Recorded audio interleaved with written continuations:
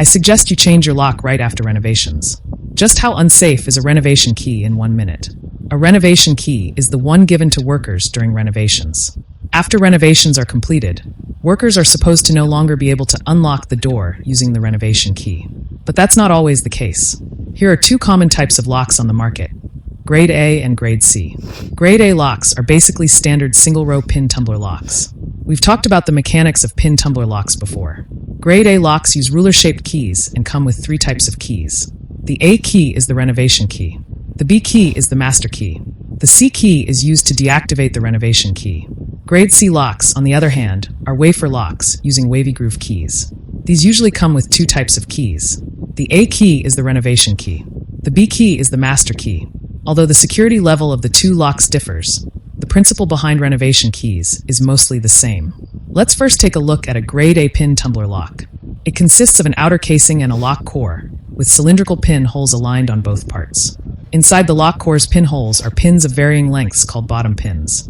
In the outer casing's pinholes are spring-loaded pins called top pins. At this point, the top pins extend into the lock core, making it impossible to turn and unlock. When the correct key is inserted, it lifts the bottom pins, aligning the joint between the top and bottom pins right at the shear line between the outer casing and the lock core. Now, the lock core can rotate, moving the driver and unlocking the door. The renovation key typically works by placing a small steel ball between the last pair of top and bottom pins. The main difference in the renovation key is that the first tooth on the key is shorter, just the height of the steel ball. When you insert the renovation key, the steel ball drops into the lock core, allowing it to turn and unlock. When you insert the master key, it lifts the steel ball back into the outer casing, also allowing it to unlock. To deactivate the renovation key, you use the C key. The only difference between the C key and the master key is the grooves on both sides near the tip. When the C key is inserted, it pushes the steel ball into the outer casing. Then, when the key is turned, the steel ball drops into the groove on the key itself. When the key is pulled out, the steel ball is pulled into a special slot inside the lock.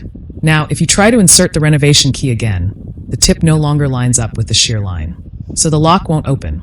But once you understand the mechanism, it's easy for someone with bad intentions to reverse the renovation key into a master key, and that could open your front door.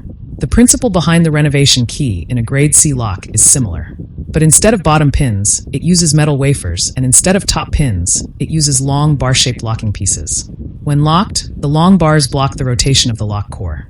When the correct key is inserted, the grooves on the metal wafers align, allowing the long bars to fall into the slots. At this point, the upper ends of the bars line up with the shear line between the casing and the core, allowing it to unlock.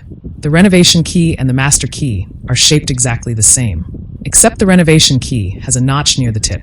Inside the deepest part of the lock core is a component with a steel ball. When you insert the renovation key, the notch avoids the blocking piece, allowing the lock core to rotate. When you insert the master key, it lifts the blocking piece, pushing the steel ball into the outer casing. Then, when you turn the key 180 degrees, the steel ball falls into a preset groove in the lock core. When you pull out the key, the lock core is now blocked by both the blocking piece and the long bar. And since the renovation key's notch can't lift the blocking piece, it no longer works to unlock the door. But again, the cost of converting a renovation key back into a master key is way too low. To stay safe, I strongly recommend changing your locks after renovation.